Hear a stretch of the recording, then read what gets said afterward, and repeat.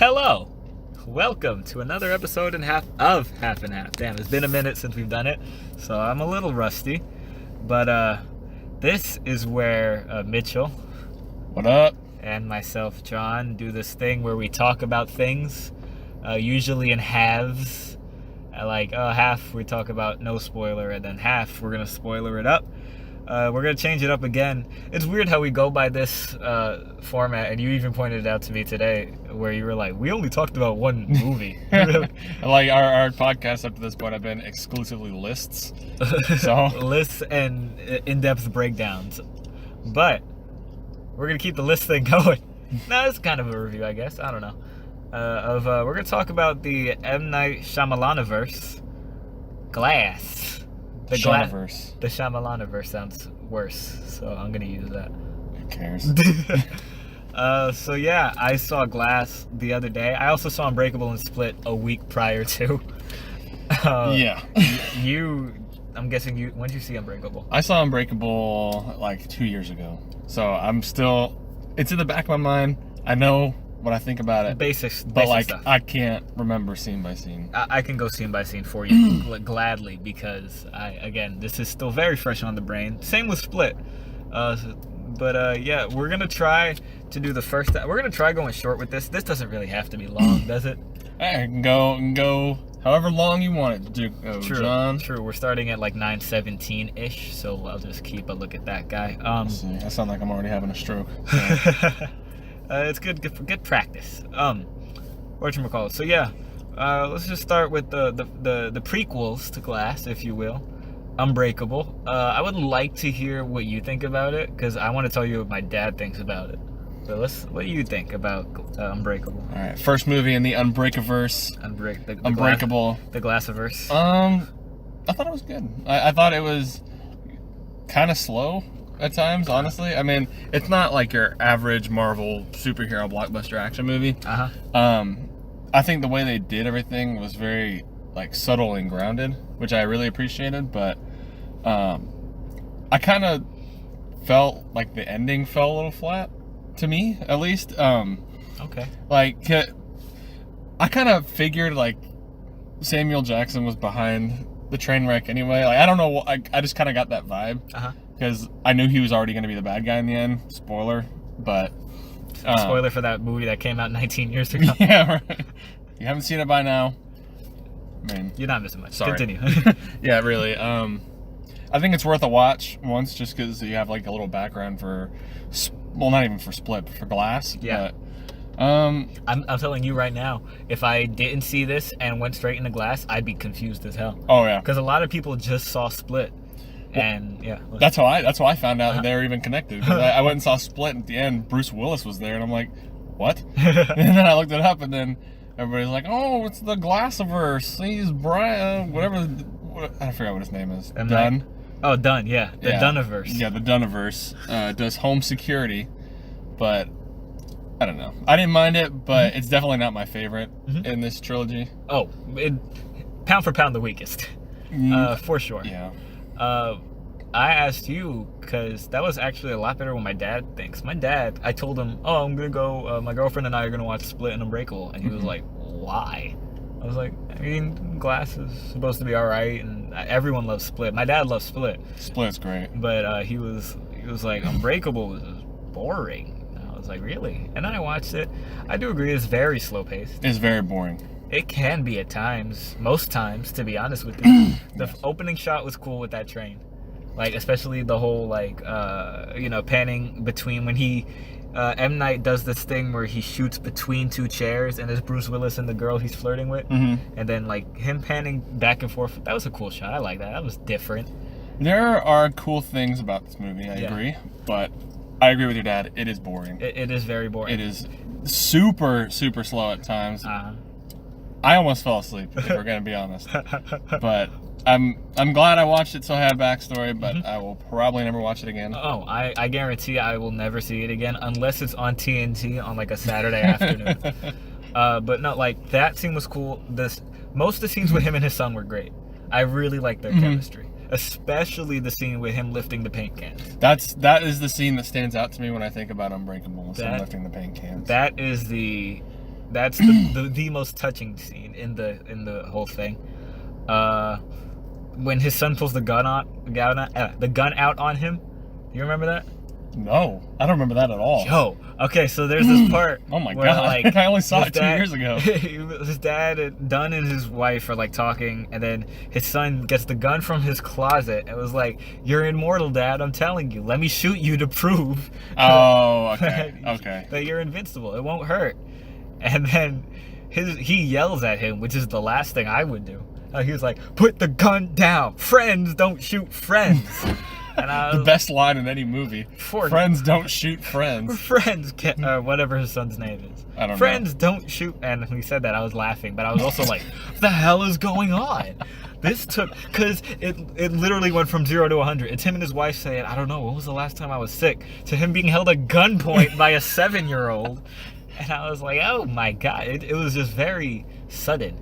It took me by surprise. And then the end scene, where, like, the scene where he saves the family from whatever, that's cool, I guess. Do you remember that? I remember his superhero sequences being very, like, they kind of fell flat for me. But there are sequences. I remember the sequence at the end where he saves the 2 kids. Well, like, the whole, like, you know, I touched him and I saw a gun. Then I ran down. I would like to talk about that for a second. That's the dumbest shit I've ever heard. Yeah. Like, I don't really know, like, the logic or, like, the rules behind exactly. And you just said it was grounded, right? Yeah. And I agree it was for a long time. For a long time. And then he puts on his cloak and starts slapping people's arms. And then I like how he just ignores the date rapist and the thief, by the way. I'm not sure if you remember that. But he touches no, not at all. He touches this old lady, and like, and you could tell that was a cool shot too, because they would be wearing a certain color, and the whole room was basically gray. And then you see like Dunn's dark green, whatever, and he'll touch them, and it's like a lady in red, and he'll see like, oh, the lady in red's talking to like a cashier saying, oh, can you grab that for me? Like, he turns around to like get a necklace, and then she like reaches in and grabs like 30 necklaces and dips, and she's wearing a red shirt in it. And I was like, okay. And then he keeps walking, and he touches some other guy in a green shirt, and the green shirt finds some girl like in a party in this room by herself, like passed out. He's like, hey, are you okay? And she's unresponsive, and he like does that thing where he looks to his left and his right, closes the door, and then walks towards her. Oh my and God. David Dunn's like, nah, date rape ain't good enough for me. He was like, nah. Theft ain't good enough for me. Granted, the murder thing is kind of, I mean, I get it. I would attack the murderer too, but make it a montage. Yeah, right. Make it a montage of you catching all the criminals. He's just like, this one's, I'll let him slide. How old was she? 14? The She'll be 90s were a alright. different time. Exactly. Exactly. But no, the murder, that was cool. Like, I'm not sure if you remember, he touches this guy who's wearing an orange jumpsuit doing laundry or whatever in Grand Central Station for some reason. Just doing laundry here. Or wherever the equivalent of Grand Central is in Michigan? I don't remember this movie sounding this stupid. Chicago? You don't remember that? No. He touches this guy, like, I'm not sure if it's laundry or trash. Either way, it's stupid. He's like walking with like a boat full of bags, and he bumps into him, and then like this guy opens the door, and he's like, hello, and it's like a door and a screen door, and it's this guy in an orange jumpsuit just standing there looking at him. He's like, sir, is everything okay? And then he kind of just keeps looking at him, like breathing heavily. And then the guy just goes for the screen door, and then the guy just doesn't close the door. He just tries to grab the screen door to hold it closed. It's like, no. He's like, not the screen. Exactly. When he could just close the door in his hand. By the way, there's no peephole in that door too, so this house is poorly made. Logic. But yeah, and then he goes and he saves the 2 kids, which was a good scene. Like, him saving the kids was nice. I'm not sure if you remember. I don't remember any of this you're describing. I should have definitely watched this before. You remember the paint? That's the important. I remember the paint. That's the only important That's almost it. Like, I remember the paint. I remember him working at the football stadium. Mm-hmm. And I remember Sam Jackson falling downstairs. Also,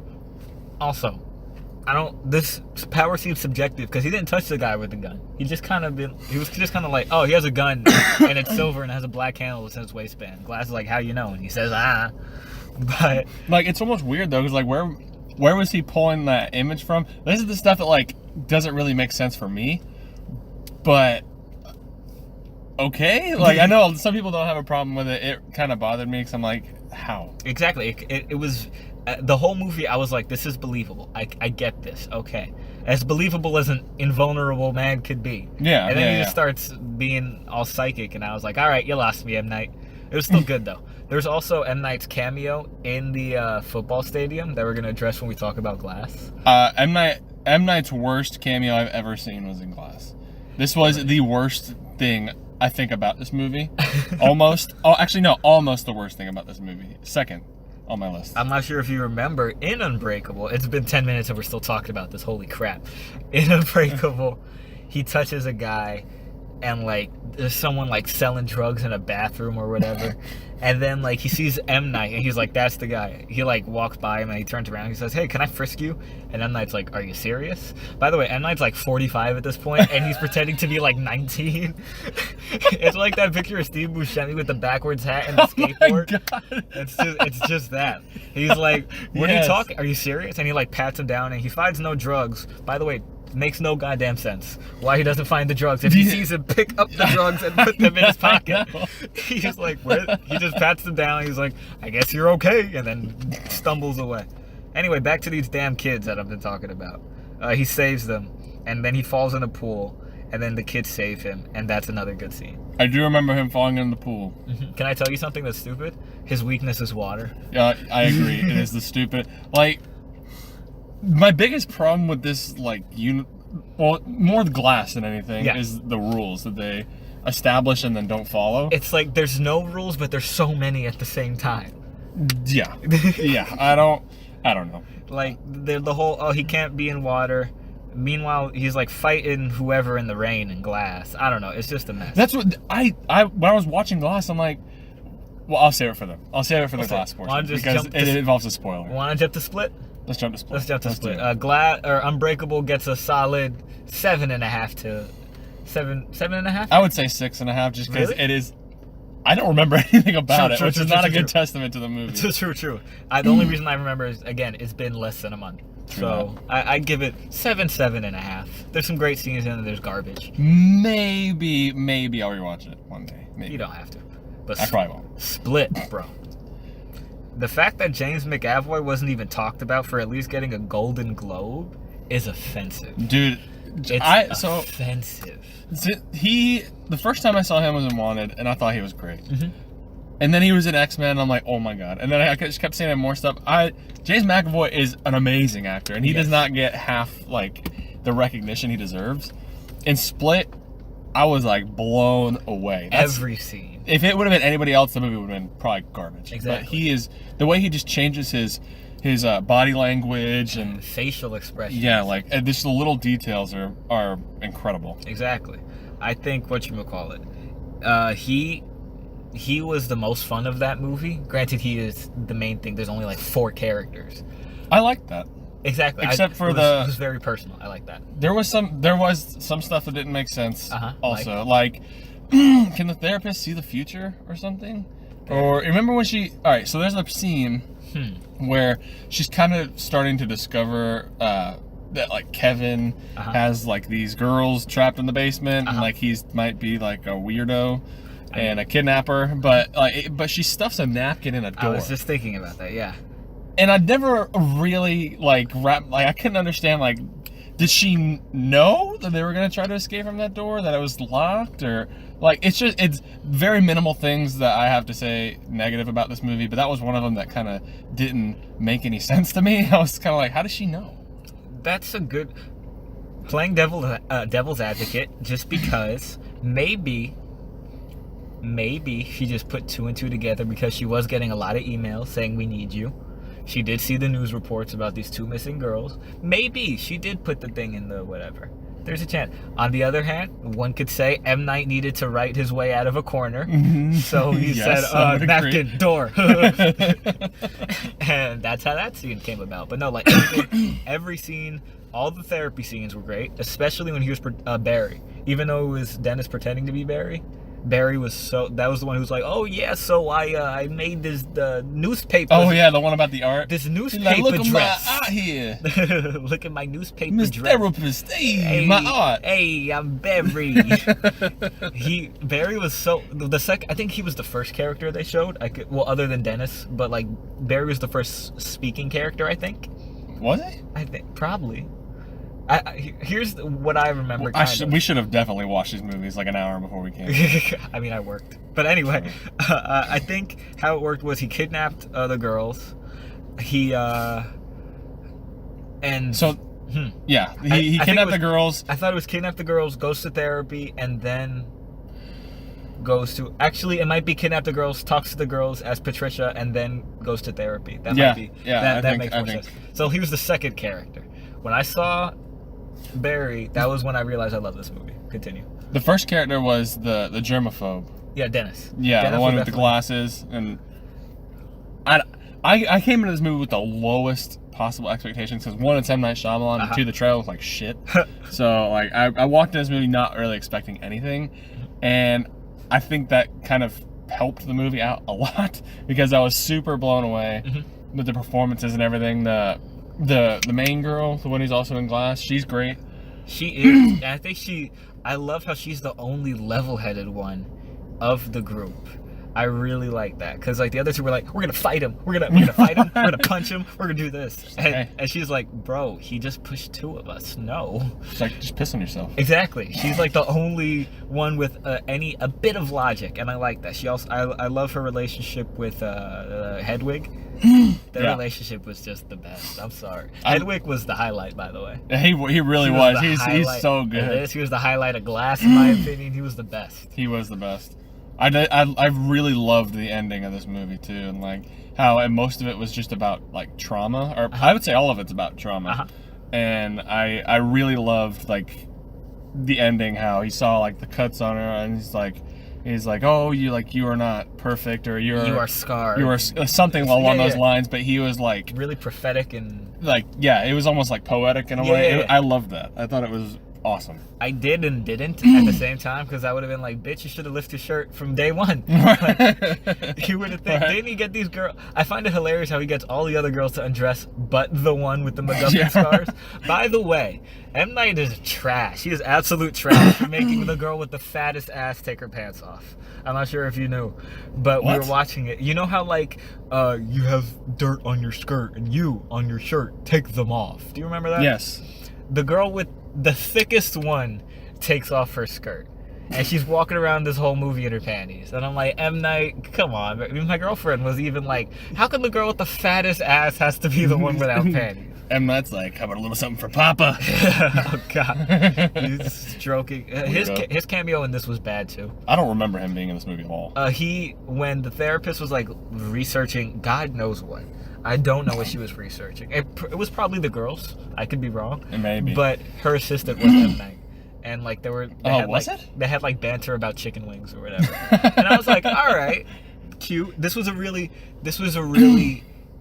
I felt warm. Even though it was a movie about kidnap and murder, I felt really warm at the end of this film. I did too. I really loved it. And like this film really sat heavy with me because like I wasn't expecting I was expecting to go in and getting a cheap movie about kidnapped girls in a monster or whatever, but it was really like personal, and it had a lot to do with just like how you deal with trauma. I love it. I thought it was so good. Though the flashbacks were obvious, like the second I saw her dad and her uncle, I was like, oh, rape uncle, great. I actually did not think that. I didn't know what was gonna happen, and then take off your clothes. I was we're like, hunting. Whoa.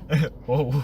It's like, this is not the movie I was expecting to see. Exactly, yeah. It took a turn for the crazy really quick.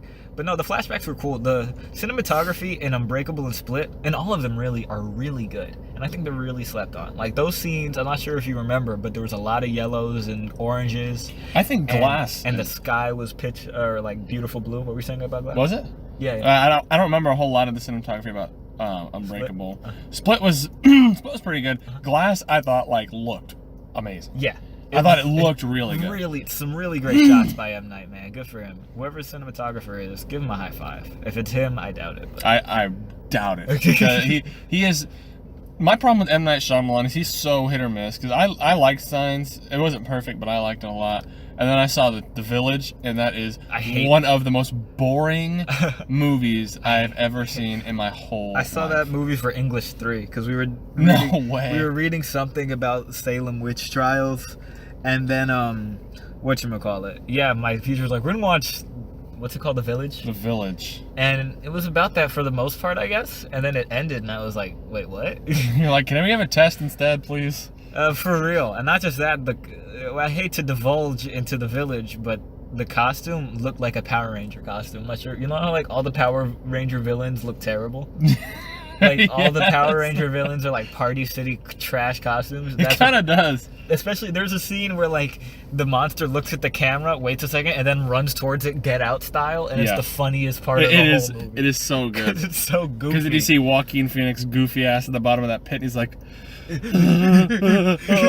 just like, this movie sucks. This movie's terrible. And then she gets, like, almost run over by M. Night in a golf cart. Yeah, wasn't she blind? She was blind, and she jumped had, a wall. And she had, like, daredevil senses or Yeah, something. right. I don't know what the deal was, Right. but it was, I don't know, that movie's awful. Echolocation, it was ridiculous.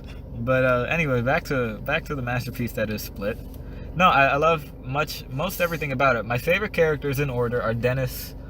Oh, no, not Dennis, sorry. Hedwig, Barry, Miss Patricia Dennis. I think those are the only 4 they really show, other than, like, there was that part where white girl is looking at the computer. Yeah, there was like the diabetic. Yeah, there was the professor, and again, those are really cool. How like he keeps logs, by the way, and if they ever decide to just make a website where they upload them, or M. Night puts them on his YouTube, I'd be set. That'd be really I'd be cool. set for life. That's all I need, and I don't need like a month's worth, just like a week for each character. I'm good.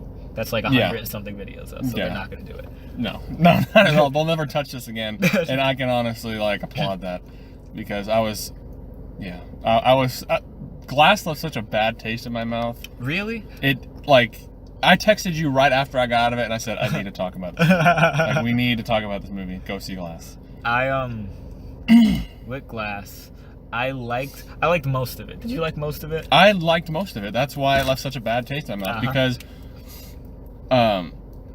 about 80% of this movie, like, 3/4 of this movie is solid. It's like so like fun. Super. Like at the ending, I'll touch on the ending in a second. But this movie had the potential to be one of my favorite movies of 2019. And one of my favorite like super whatever we want to call it, superhuman movies ever. Like it was so good. I don't understand why they called it Glass because Sam Jackson was a vegetable for half of it, but. True. He didn't talk till like an hour something into the film. I would have called it Hedwig. Shit. Yeah, Hedwig. By the way, Sarah Paulson, do you think she's pretty? I think she's pretty. Okay. Well, it's hit or miss. Like sometimes I'll find her like really attractive, but I think one of the seasons of American Horror Story, I was like, I'm good. She is a lot like, who's the girl that plays Jessica Jones? Kristen Ritter. Really? I think they, in the sense where they're ugly in 98% of the light that they're in. Like every once in a while, it's like, okay, she's kind of cute. Her face is like kind of crooked, isn't it?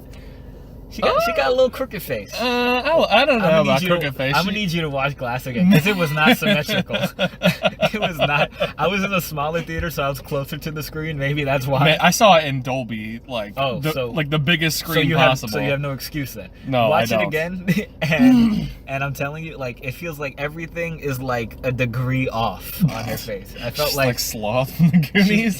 She kind of looks like a Monet or something. Oh my god, like an abstract piece. Yeah, I don't think Sarah Paulson is as ugly as you're making her out to be. I really don't. It's funny because like when we saw it, my girlfriend's like, I love Sarah Paulson. She's and then great. At the end of the movie, I was like, why? What's so great about her? What I missed? Why? I thought she was. A lot of people thought she was really terrible. I thought she had some terrible lines, but I thought that she gave it her all. I think she's a really good actress. The scene with the 3 of them, like all in the pink room, which again, beautiful shot. Yes, it was beautiful shot. Awesome color palette. I'll tell this when we start getting into spoiler territory in like 2 minutes, but I like how their color schemes were set. Like I'm green, you're yellow, I'm purple. Yeah, I did, like, for the sake of the shot, but I don't really understand why they had them all in different colors. I didn't really care, but I was just kind of like, huh, that's odd. I'll tell you why I care in about a minute or so. But, whatchamacallit, do you have a favorite standout character in Glass? My favorite character in Glass is the guy who Superman punches the Superman punch? in the beginning. And then he... And... First, my problem with that scene, he films it with a camcorder. He does. He films does. it with a He absolutely doesn't have a phone. He is like using. He films like a Nikon. He films it with a thick camcorder with the screen that turns around so you can show the person you're filming. Yeah. What they're being recorded, and then he thinks, I'm gonna put this assault on YouTube. And expect to monetize it.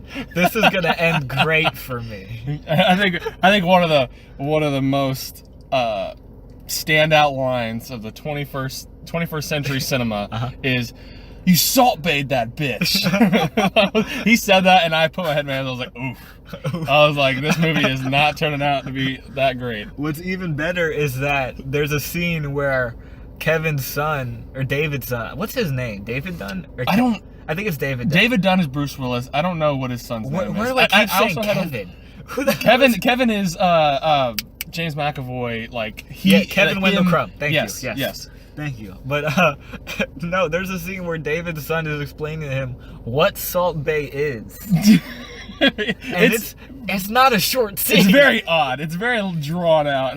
I was thinking to myself in the theater, I'm like, is this worth 9 lines? Do we need this context? Is it worth 9 We all know what Salt Bay is. I think they had to explain it because M. Night was not pandering to the young crowd, though I think it did sell well with the young crowd because of Split. I think he knew this is going to do great with the seniors. I got to explain what Salt Bay is. But if he wanted it to... These kids act like the most not teenagers I've ever seen. They acted like the most Stephen King, like stereotypical, "What's up, bro? Hey, douchebag." Yeah, right? Oh my god, they skateboarded away and yelled radical after assaulting that poor man. I will say... It was so bad. I will say that opening scene where, or the scene where David finds their house and they're like, "Hello?" It's probably a raccoon, and then he turns the light off. Yeah, I was like, "Oh, they're dying today." Dude, I was actually really shook. I was like, "Oh shit, this motherfucker is dying." The dude throws him against a wall. Yeah, that was a dope scene. Yeah, and then I like how Kevin is back at his kidnapping ways. I like how the one scene that genuinely made me dizzy was when Hedwig was rollerblading around those girls and talking about how much he loves Drake now. Oh, yeah. Drake's my main man. He's so funny, man. I freaking love Hedwig. The dance in Split was horrifying and hilarious. This one was just hilarious. It wasn't horrifying like it was. I like how Glass is like, "You are so talented" after that. Yeah, right. But anyway, I'm jumping ahead. I'm going back to that fucking teenager scene. I'm sorry. Okay, that's fine with it. It is just like... It's a masterpiece. Go on. It is so... Back to the crime he's choosing to fight. Like, he's finding date rapists and murderers out here, exactly. But he's like, I gotta go kill these kids who just Superman punch this guy and try to put it on YouTube. Old man. Not in my city. Not in my city. Like, it's weird. He lives in Chicago, the most crime-ridden city in America. And these two Caucasian teenagers. Like, not today. Puts on his old raggedy hoodie. Like, nothing fit in that scene. They're just like... I have a genuine question for the listening audience, and you too. He's been doing this for 19 years. He's just been wearing the same hoodie. There's not one picture of this dude. No, he doesn't even cover his face. There's so many great composite sketches. You see, like, they're scrolling through articles. It's like sketches. If you look at it, I'd be like, "Oh, that's Bruce Willis." Yeah, the right? pictures are so spot on. No mask, no nothing. You have a security office now. At least wear, like, a ski mask. At least. I don't know. It's I agree, because he didn't even make an effort to cover it. I guess the hood maybe, but like... I agree. Like, most of the sketches look like Bruce Willis. The hood barely worked for friggin' Oliver Queen in season 1 of Arrow. I don't understand how it worked for 19 years for David Dunn. Also, I want to know what he's been doing. Exactly. Like who? What? Back to the crime he's fighting. What is he doing to make a difference here? I feel like he's not doing anything. Exactly. Except tracking down teenagers, punks that his son finds on Twitter. And he's like, "Whoa, I found someone. They're holding 3 girls in a basement. Real quick. Let's go get the teenager who's Superman punching people." What? Kidnap? I don't know, man. These guys put this on YouTube. I gotta. There's kids out there who use YouTube, okay? Here's the thing. I really liked, I don't know about you, but when his son came on camera, I was like, all right, that's nice. Did you feel that way? I didn't even realize it was the same kid. I looked like the same kid. I had to IMDb it after, but I was like, is that him? They got him. I'm not sure he's really doing much in his career. To be 100% honest, he was probably like... do you think M. Night was like, we got him? Finally. Exactly. I know we have Sam Jackson, but we got him. We got the like, kid. I'm telling you, I guarantee he was like on Twitch streaming Fortnite or something. Like he was not doing anything all that important. But when I saw it recently, I was like, oh crap, that's him. Mm-hmm. And I let out an audible, okay. Like, I thought that was really cool. And I like how they're working together. That makes their dynamic so much stronger. I thought it was a good cover, but also how the hell did he get all this, like, tech experience, like hacking into cell phones? He had like 9 screens, like freaking Morgan Freeman in The Dark Knight. Yeah, right. like the sonar. He's like, the local police can't track this guy who's kidnapped all these girls, but he did it with like a triangle and Windows hope, 10 and hope. Windows 10. No, I did like the scene where they first meet each other. I like Miss Patricia saying, "Would you like a PB&J?" and all that. And see, I thought that was cut in the trailer because it sounded really weird. It did. And I was like, there's something there that they cut out. Exactly. There has to be. And then it was in the movie, it's like, PB&J sandwich. I'm like, that was an odd direction to go with that, McAvoy. But I'll let it slide for now. It sounded like he was in, the Microsoft Steve or whatever. Yeah. He put Microsoft Sam. You put it in and he says that.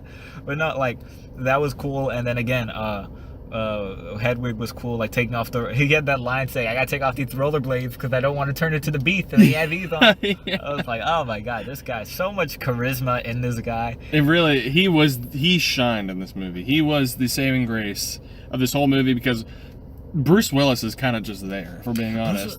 He doesn't do anything. After he gets arrested, I think we can get into spoiler territory now. Oh yeah, sorry. So Glass's eye. We're gonna keep talking now. Whatchamacallit, like in the prison, he doesn't do much after that. It really becomes. I think. Here's this. I think it starts with Unbreakable. Like it starts with Falcon Punch, and then him and his son, and like their relationship. Falcon Punch. And then it goes to the second third. It gets into the split part of it, where it's like, oh, what was the girl's name? Do you know? Because I don't. No, I don't. I don't remember. I wanted to say Haley, but it's just because I'm thinking of Haley Steinfeld, so it's not the same. I'll look it up. You're looking at. All right. She does remind me of Haley Steinfeld, though. I think it's just white brunette. Even though they don't look anything alike, but still remind me of Haley Steinfeld. Nothing alike. She's also, my girlfriend pointed this out to me. We had a long talk about this. Is she cute? Do you think? I think she's really cute. I follow her on Instagram and she's really cute. I think she is most of the time. Casey Cook. Casey, there we go. Casey was really likable. She has that, when she goes to visit him in the prison, that was a really good scene. That was my favorite scene in the movie, probably. When she goes to visit Kevin. Yeah. There was actually a lot of really heartfelt, sincere moments in this movie. Exactly. That I felt like I was like it was tear jerking, and I was like, whoa. Exactly. I wasn't expecting this out of all these negative reviews, but keep going. Especially, what I don't get is how I like and don't like how she is sympathetic for Kevin, though he did kidnap her. He didn't. He definitely ate 2 girls, so I don't know how she can totally forgive him. Oh yeah, well, I mean, it was the Beast. So. Yeah, that's like, okay, not really. It was the Beast, so that's it's okay. That's like me, like, cold blood murdering somebody and be like, Patricia, it's all good. Patricia, we're good, we're fine. I'm all right. I'm scot-free. I'm not sure about that one. But, like, I liked that. Also, in that scene, she actually had, like, the costuming in this movie was great. In that scene, I thought that she looked, like, '90s Sandra Bullock. I was like, oh, this costume, or it leads to Golden Globe because they know what they're doing. Besides the point, like that scene with her and Kevin Wendell, yo. Oh my god, I know. It hurt. Like when she's holding hands with him, and then Hedwig's like, "Are you cheating on me with Kevin now?" Oh my god, dude, he really did steal the show in a lot of scenes. God, he was the best. Like him dancing on the way. Sorry, dude. When he bumps into him, that was so funny. And then he's like dancing down the street and stuff. He's like dancing in the subway, and he turns into the beast and just straight up murders. Question. Or whatever it is. I don't know for sure because I don't know how these people are, but I would think the homeless in Chicago, of all places, probably have a scar or two. I would think so. Why are they not impervious? I would think they would at least have some sort of a self-defense. Or like 1,000 needle marks. Unconscious with vomit stains on their clothes. Exactly, you know? But the beast says, "Nah, I gotta feed here. I'm done eating the children, women. I gotta go for this." But anyway, no, he was the best part for sure. I still don't like how the beast climbs. I think the beast climbs. I didn't mind it. I think it fit in with the whole superhuman thing. I don't really understand it, but exactly. it was like, cool. It makes sense with the beast, but at the same time, I was like, I actually didn't mind that. I minded more of the Bruce Willis sing stuff. Yes. Than I did. A thousand times, yes. And then Samuel L's in this movie, I think, and his mom in horrible makeup. Oh my! No, she is awful in this movie, and there's a lot of really garbage writing in this movie. Yes. Like I would say she gets the lot of it. Oh yeah, like at the end where she's like, they do a lot of scenes that are trying to be subtle, but are about as subtle as a sledgehammer hitting you in the face. Like she's like using all this comic book terminology when like there's two people straight up murdering each other outside. And she's like, oh, it's the reboot or some shit like that. Yeah, like something like that. And I remember thinking, I was like, wow. Yeah, her makeup. I'm not sure if you remember in Unbreakable, she plays her young self and her old self, and they put like. Is it the same woman from Unbreakable? Yes, and they put like the little prosthesis, whatever, to make her look older. That's how they did it in that, because like in the '70s it was just her. Like when they did that '70s, it was just her. And same with this movie. In the '70s it was just her. I didn't know. Like I didn't know that they even had her in makeup. Maybe I just because I didn't really do a whole lot of research. I didn't really notice. I assumed they didn't just because she did not look like that 10 years ago or 19. So unless, I mean, she could have, but like a few times she would talk and it looks like Raven Baxter when she pretended to be old on That's God. So Raven. Like that type what a reference. Like, you know how like in Disney Channel, on Disney Channel, whenever young people pretended to be old, they would put on those bad prostheses. And the gray wig. Exactly. Just talking that old voice. That's how I felt a few of that was. But I mean, other than that, and the end, Jesus, the end, bro. So let's talk about what we liked. So, real quick, I liked the way things look. Yes. Like the cinematography, like you said, is really good. I liked the first 3/4 of like the tension they were building. I liked James McAvoy, and I liked the girl who Casey. I liked her a lot. And Sarah Paulson. A lot of people really thought she was terrible in this movie. I thought she was pretty good. I thought what she was saying had meaning most of the time. Most of the time. But those are the quick rundown. That's what I liked. What I didn't like, the entire third act of this film was horrible. It was like a totally different movie. It was because again it was like all this tension and whatever, and like I said, David takes a backseat for a long time. He is in that prison cell for a long time, not doing anything, just walking around his bed. But what did you like, real quick? What did you like about this movie? I liked everything involving Kevin. I liked the relationship with David and his son. Kevin and Casey. That's really, again, cinematography is dope. Pacing was good the first 2 acts, and then I feel like the end, it was like, damn. The end was just like after Mr. Glass cuts the dude, that's when it goes downhill, in my opinion. Like right after he cuts him. Not even there for me. Like that is even still okay. That was a dope scene, but after, like right after, like the whole like them in the police, like the library. Yeah. Did they have a library in this psych hospital for some reason? Yeah. Was it the library? I don't know what it was. It looked like where they hold like prisoners' evidence. things. It was like evidence. Yeah. I remember thinking it looked like a library. It did. Yeah, you're right. But after that is when. See, for me, when it went downhill is when they got into the courtyard. Because the whole scene where he's like talking to David through the intercom, he's like, a lot of people are gonna die if you don't get. And I was like, I got goosebumps. I was like, oh man, they're gonna have this cool battle at this giant building. It's gonna be epic. This it's gonna be giant, awesome. No, not terrible CG building that was never visited once in the entire. Also, going back to the subtlety of this film, I feel like the writer didn't have confidence in the audience to just infer a lot of things because they just outright went into deep explanation. Like when they arrest Bruce Willis and he has the speaker in his ear and the song here, and Sarah Paulson's like, take them to the psych hospital, the West Wing of the psych hospital. Located at 1820. Yeah. I was like, okay, that's a little odd. But to be fair, there's not a lot of subtlety in like Unbreakable. I know there's not a lot of subtlety because crap, I was just thinking of it. You keep going because I genuinely just forgot about how unsubtle it was. Well, another part is like when they're going to the tower, like they're going to whatever the tower, the tallest tower, opening today. All I kept thinking was like, thank you.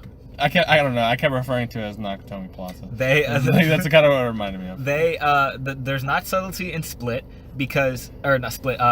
Unbreakable because the reason you said how it kind of shocked you but kind of didn't about Glass doing the whole things. The reason it didn't is because he mentioned the plane and the hotel fire and the train like 3 times in the film. I'm not sure if you remember, but when Bruce Willis touches him, that's when Glass, it shows like a picture of Glass like in the airplane place at the airport, and then the plane explodes and he like limps away. Crip walking. Yeah, and then there's another scene of him at the bar talking to some random dude who's like, oh yeah, if you put a fire in the first 3 floors, the whole building's going down. Oh, that's an odd thing to say to a random man, but I got you. Exactly, like those two were very unsubtle. The unsubtlety in Split, which pissed me off, by the way. The last line in Split, I'm not sure if you remember. I remember thoroughly, though. It's when it shows Kevin Wendell Crumb on the news, and then some white lady that's next to David says, huh, that reminds me of the guy who did that train bombing 19 years ago. And I remember that. It's so stupid. And then David comes out, he's like, his name was Glass. And then she's like, huh, okay. And then walks away. Yeah, she's like, who was that guy in the wheelchair? And he's that like, black guy in the Glass. wheelchair that kind of looked like Mace Windu? Who was he? Glass. That's a total M. Night moment. Oh my god, that pissed me off. And I don't think there's anything as forward in this like there was then. Those 2 things I just listed were pretty forward. They stood out to me, and also M. Night Shyamalan didn't. His cameos they almost irritate me as much as Stan Lee's cameos. Hot take. Thank you. But he just did not fit in the scene. He's like, hey, let your dad go for a walk. Jeez. And then he's like, hey, I remember you from 19 years ago when you guarded the football stadium. Like, that's why I referenced his cameo in Unbreakable, because he's supposed to be the same guy. And he says, you used to be this. Hey, I know you. You used to work security at the football stadium. I used to hang around there a lot in my youth. I love that he's like in my youth. And I'm like, I used to hang out with a lot. What the hell is he talking about? Exactly. Again, he was like 37 in my youth. I used to hang out with a lot of roughnecks back then. I felt like that scene was depending on a lot of people to know exactly what he was talking about. The only people in my theater of maybe 15 people, I was the only one who got that. John was like, yeah, I understand. No, I wasn't like, yeah, I understand. I was like, you bastard. How dare you? You might as well look at the camera and wink, you dick. It was so horrible. It was. He's like, oh my. I love that it couldn't have been more jarring to watch him just go, hey, You guarded that football stadium. I used to hang out there in my youth. Like, it was just weird.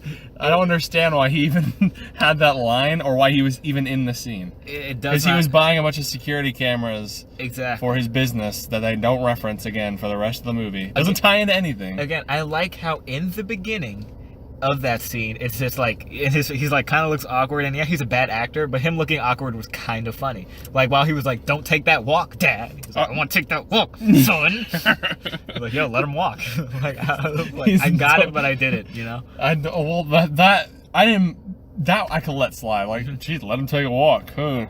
This guy, right? I was like, whatever. But then he went on the whole escapade about it being in his youth, and I'm like, please leave. Please, you can leave this scene now, please. I don't want this. I have a question for you. So I think I said everything I liked for the most part. My question for you is, what do you think about the Illuminati staging everyone's death? I thought it was the stupidest twist I've ever seen in my whole life. Because it didn't need to be there. They could have just had a stupid building fight. They wouldn't even probably cost that much money, because they could have just built it on one floor of the building on a soundstage. And I would have been happy just to see them smash into each other for 10 minutes. They could save a bunch of their CGI budget that they wasted to make this terrible building in the distance that it would be building, painting. You're right. But they could have just done it at any other building in Chicago. That's perfectly fine. So my problem with the ending is that, like, you know, you're all hyped up. He just burst out of this cage and like whatever. And it's weird because there is a really cool scene where James McAvoy's on all fours charging towards Bruce Willis. You're like, oh shit, and then he moves a van a little bit, and then they jump into a pool, and then some random man puts his head on the back of Bruce Willis's head and drowns him in a puddle about 2 inches deep. Exactly. Again, that, by the way, I think that's stupid how that's his fear of water. He should not have a fear of water. It's just he drowned, like the end. Like, well, I don't understand, because if water's his weakness, why is he always fighting in the rain? Exactly. And like every scene he is fighting is in the rain. And she's like, take my hand, please. I need you to know that it didn't need to be there. It didn't need to be there. Throw an elbow, goddammit. You're right. He was just like, son. It was so stupid. I knew as soon as I saw the lucky charm on their wrist, I was like, this is going to be dumb. And then that's how I love how Sam Jackson dies in like the most unceremonious way. He breaks all of his ribs. He's like, ah! And he falls out of his wheelchair. Samuel L. Jackson has a really weird yell, doesn't he? Yeah. Like in episode 3, he has a really weird yell. In episode 3, it's scary. When he falls down the stairs in Unbreakable, it's just unnerving. It's so bad.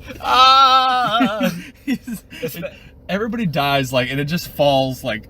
It's just like a giant fart noise because he's making a house of cards, and then when he's almost at the top, he just punches it. He sets it on fire, throws it in a trash can. This is what made this movie so like the last 6 minutes, right?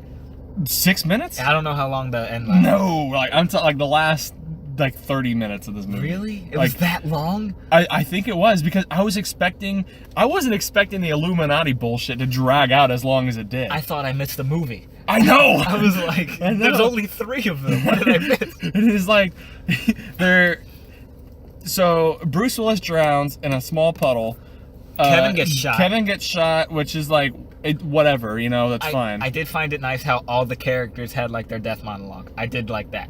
However, it was very much like in Deadpool 2, where you think he's gonna die. Yes. And another thing. It was so weird, and I don't understand why they felt the need to include this super convoluted second story. Illuminati plot that comes out of nowhere and has no payoff. And it has zero, because it turns out they just release a YouTube video at the end of the movie, and everybody knows about superheroes, apparently. Exactly. What was the point? I could have made that video on fucking whatever computer program. I could have made that in 1999 when Unbreakable started. But everybody's like, oh my god, superhero.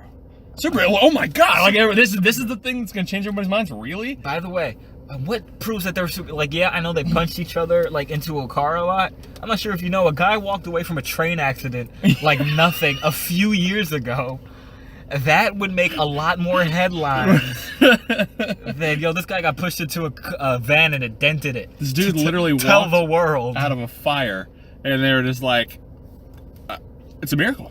It's a miracle. And then they see this, like, superheroes? What? Like, it's so, it was so, it felt kind of like a slap in the face, because this movie was almost my favorite perfect movie of the year. And it was only in February. Here's the thing. I have a strong feeling that they're gonna try and make another one. No. I would think so. They have to, because how you just gonna end with, oh, Illuminati, and then the end? Like, that's because they defeated the Illuminati because they released the video on YouTube, and then they all met up in the train station for some reason. I don't know. It's like, I think of it like episode 3, after the clones shoot up, like, you know, the end of episode 3, everything ends, right?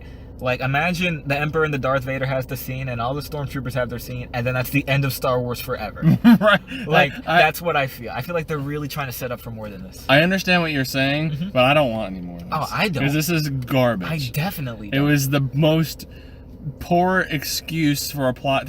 He only did that because he needed a plot twist. He can't just make a movie and not have it fold in on itself at the end. Exactly. Like I think he felt the need to put something to, oh, but wait, I gotcha. She was evil.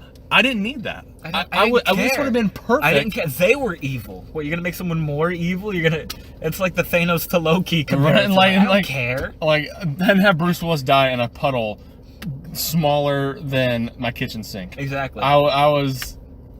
I just felt that was so weird. I think him fighting the beast in the tub of water would look a lot better if they didn't waste their CGI budget on a shitty building in the background. Just saying, because I'm not sure if you noticed, but when they crack it open, the cracks are just PlayStation 2 drawings, but like all the water shoots out and then they kind of just land. Like, it doesn't show them come out. Yeah. You're gonna have to watch, because it's like they come out of like a slide, and I know what you're water saying. In front of that slide. I know what you're saying, because I remember thinking the same thing. I'm like, is that how that works?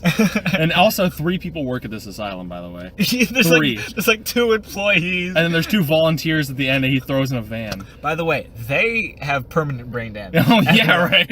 They're in this van, and Bruce Willis is just throwing them into this van, and it pans onto them, and they're just shaking like a ball in a cup. The poor girls. I really loved the shot when he's lifting up the car, though, like from inside the car. I thought that was awesome. That was good.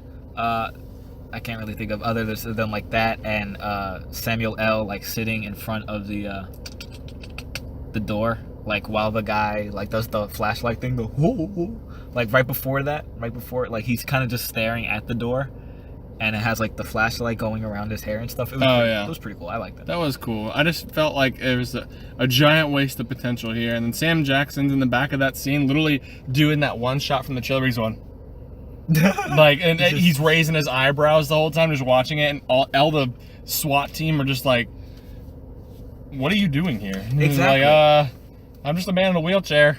And then he gets hit in the ribs and dies. Exactly. And then like the beast touches his shoulder. By the way, I like how they how he killed his dad. I don't know what relevance that had to the plot, though, because it didn't make a difference. I think it makes a big difference in Split, because when it's happened on Split, because they referenced it, and I was like, oh, Glass killed his dad. But how it works... Really? You called it from there? Because how it works is they kept saying, oh, the train yard, the train yard, the train yard. And then when he goes to the train yard to turn into the beast, he puts a thing of flowers on like the yellow caution line at the train station. That's in Split? Mm-hmm. Really? Like right when he turns into the beast, like he leaves, brings flowers, takes off his sweater, whatever. He puts the flowers on, like I said, the yellow caution line. And I was like, oh, Glass killed his dad. I didn't realize that at all. And... Well, that's because you didn't think they were connected until Was that scene in the movie, in Unbreakable?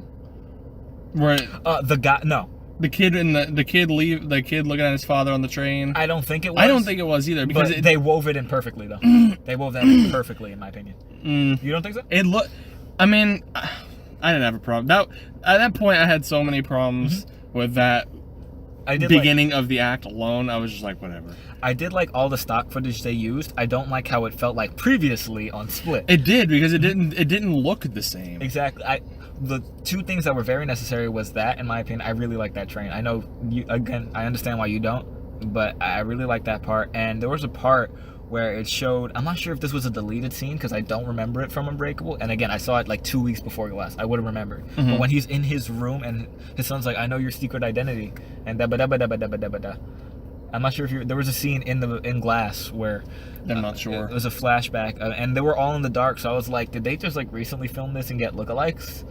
And then okay. I know what you're talking and then about. It's in his bedroom. And he steps into the light and it shows his face. A part of me thought that's either like it looked like a deleted scene to me. I think it is. It can't be new because it had that filter on it. Exactly. You know? It looked 99 grainy. You know. It looked different. Mm-hmm. But again, going back to the twist about his dad, Sam Jackson was saving that, like it was gonna turn the tides at some point. It had no influence over the plot.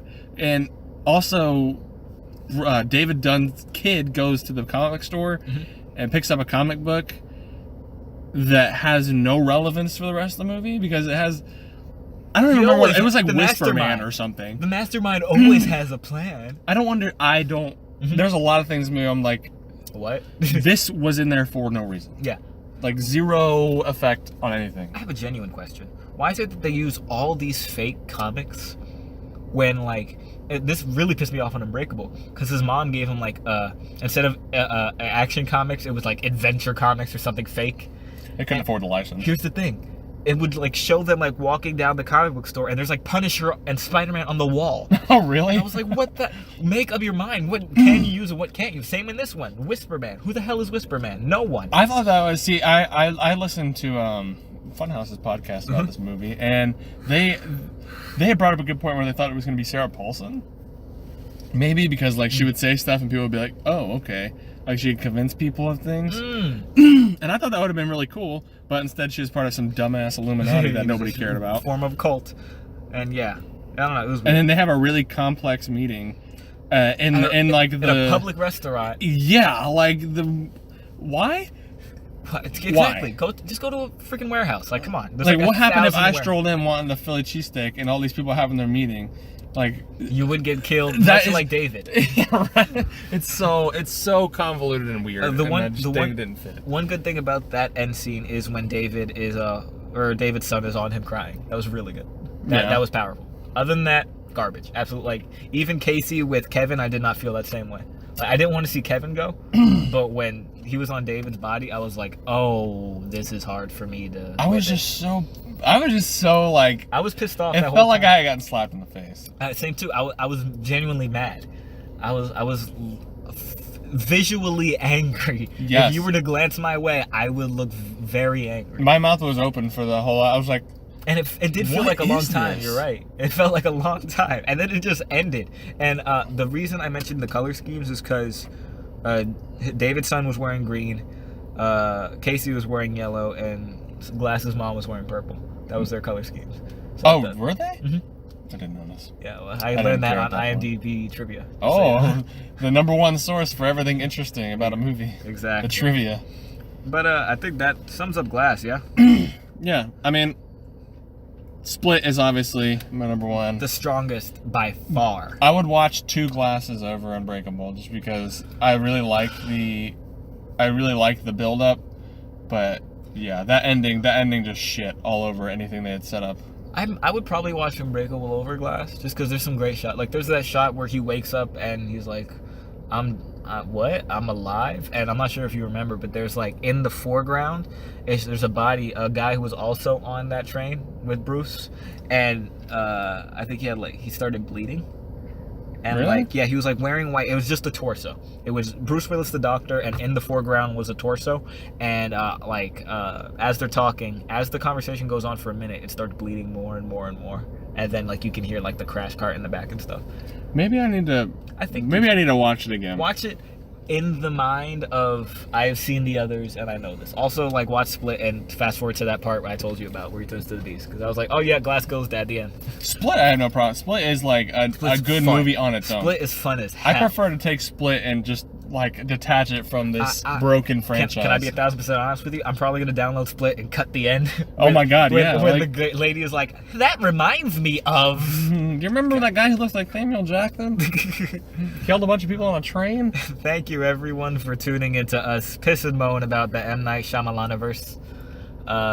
like, comment, subscribe, SoundCloud, Twitter. I think I'm gonna make an Instagram for us tonight or something like that. I'm gonna try to at least. Yeah, definitely an Instagram. Well, we got to give it a score, don't we?